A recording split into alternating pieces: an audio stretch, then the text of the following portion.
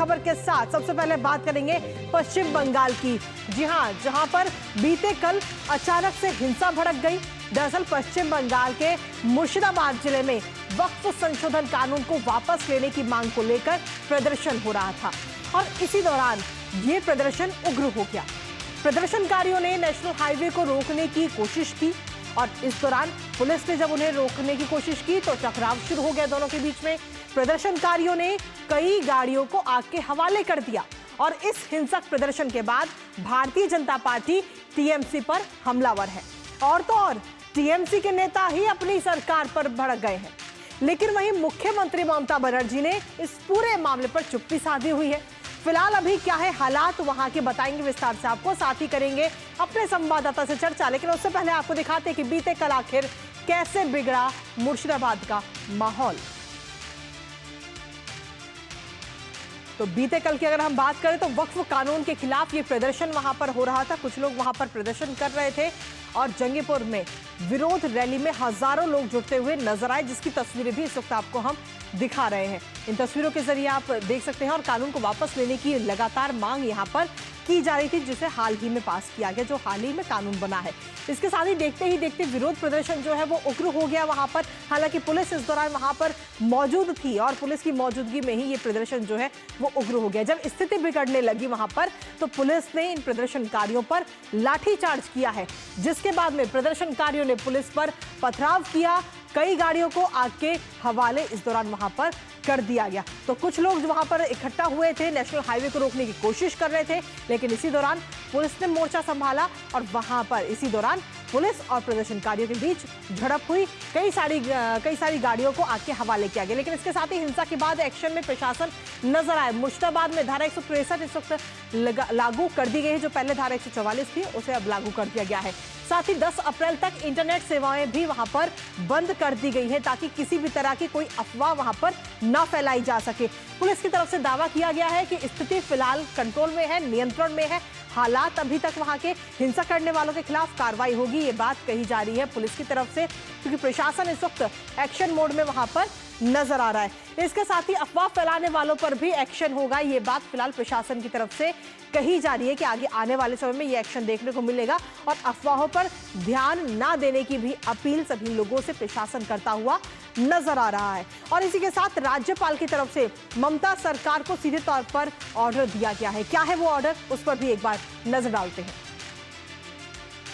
तो इस पूरे मामले को लेकर के अपनी ही सरकार पर नेता भी भड़कते हुए नजर आए हैं। साथ ही राज्यपाल का ममता सरकार को सीधे तौर पर यह ऑर्डर है, जहां आपको बता दें कि तुरंत साहसिक कदम उठाने के निर्देश राज्यपाल की तरफ से दिए गए हैं पश्चिम बंगाल की सरकार को, कि आप तुरंत कदम उठाएं और घटना के संबंध में पूरी रिपोर्ट जो है वो भी अब सौंपी जाएगी। इस घटना से जुड़ी पूरी रिपोर्ट। निहित स्वार्थों द्वारा उपद्रव भड़काने की स्थिति कतई बर्दाश्त नहीं होगी, ये बात राज्यपाल की तरफ से कही गई है। तो ये ऑर्डर दिया गया है इस वक्त राज्यपाल की तरफ से ममता सरकार को लेकर। इसके बाद में अब देखना होगा कि अब, क्योंकि अभी तक अगर हम देखें तो ममता बनर्जी ने इस पूरे मामले पर चुप्पी साधी हुई है। लेकिन इसके साथ ही जो अपनी टीएमसी के लोग हैं, टीएमसी के जो नेता हैं, वो अपनी ही पार्टी पर भड़कते हुए नजर आए हैं।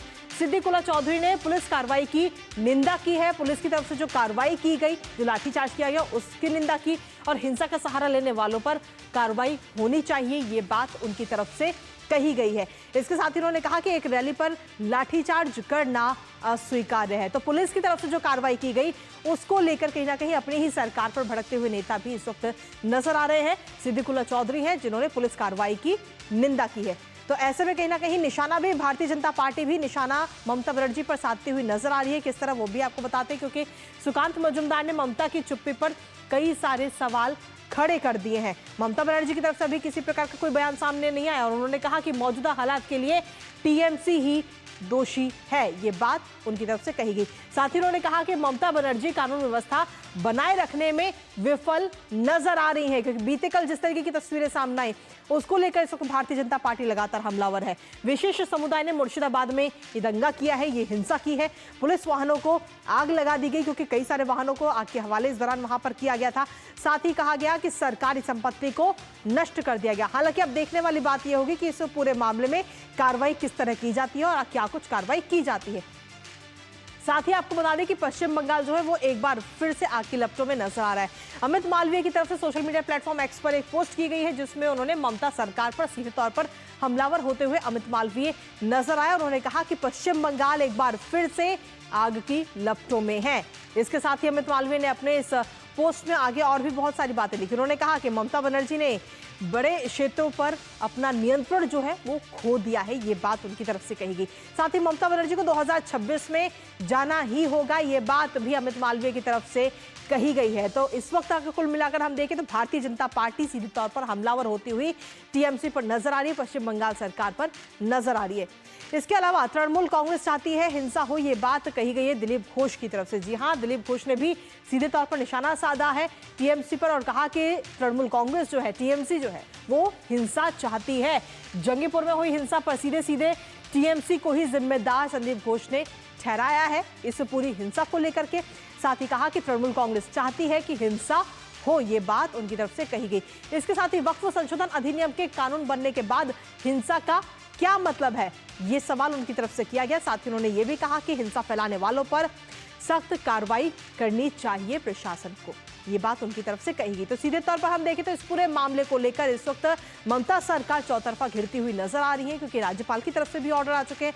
भारतीय जनता पार्टी हमलावर है ही। हमारे साथ हमारे सहयोगी प्रसन्नजीत इस वक्त जुड़ गए हैं, सीधा उन्हीं का रुख करेंगे। प्रसन्नजीत, अगर सीधे तौर पर हम देखें तो बीते कल की ये तस्वीरें हमने अपने सभी दर्शकों को भी दिखाई जहां पर कहीं ना कहीं काफी हिंसा देखने को मिली। एक प्रदर्शन किया गया और वो प्रदर्शन देखते ही देखते उग्र प्रदर्शन में बदल गया, हिंसक झड़प पुलिस के साथ हुई। लेकिन इस पूरे मामले को लेकर जहां एक और बीजेपी हमलावर है, वहीं दूसरी तरफ टीएमसी के जो कुछ नेता हैं वो अपनी ही सरकार पर हमलावर होते हुए नजर आ रहे हैं। कृतिका, पहले तो बता दूं कि ये बीते काल की तस्वीर है, लेकिन ये बंगाल के लिए काफी बड़ा खतरा है क्योंकि पूरे देश को समझना चाहिए कि ये वो मुर्शिदाबाद जिला है जहां पे हम सीएए के बाद लगातार 7-10 दिन पूरा ऐसे स्थिति बन गया था कि हम लोगों को डर लग गया था कि किस तरह से मुर्शिदाबाद को संभाला जाए।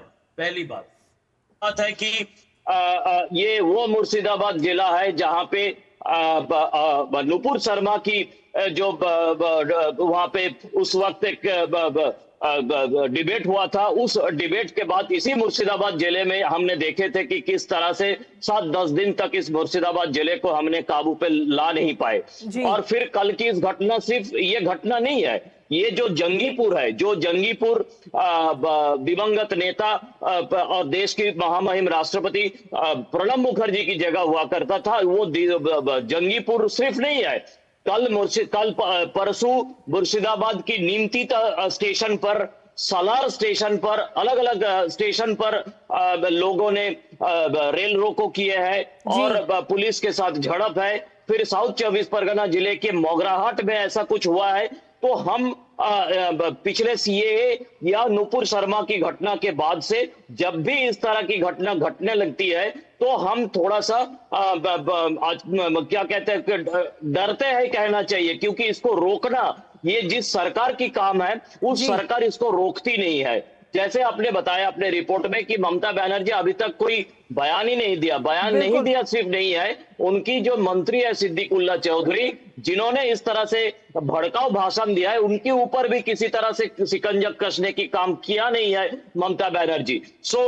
इसीलिए मैं कहना चाहूंगा कि इस अभी वहां पे धारा 163 लगाया गया है, इंटरनेट बंद कर दिया गया है, लेकिन ये जंगीपुर सिर्फ यहाँ पे धारा 163 और इंटरनेट बंद किया गया, लेकिन मुर्शिदाबाद बहुत बड़ा जगह है, बाजू में मालदा जिला है। तो ये सब जगह पे हम इस तरह की घटना देखते रहते हैं, पिछले समय पे हमने देखे हैं। आप देखना इस बात की है कि कितने दूर तक काबू कर पाए पुलिस और प्रशासन। कृतिका, इसके साथ ही प्रसन्नजीत, अभी फिलहाल वहां पर क्या कुछ ताजा हालात हैं उसके बारे में जानकारी दीजिए। साथ ही पुलिस की तरफ से क्या कुछ एक्शन अभी तक लिया गया है इस पूरे मामले के बाद में? कृतिका, वही मैं बता रहा हूं कि कोई भी एक्शन नहीं है।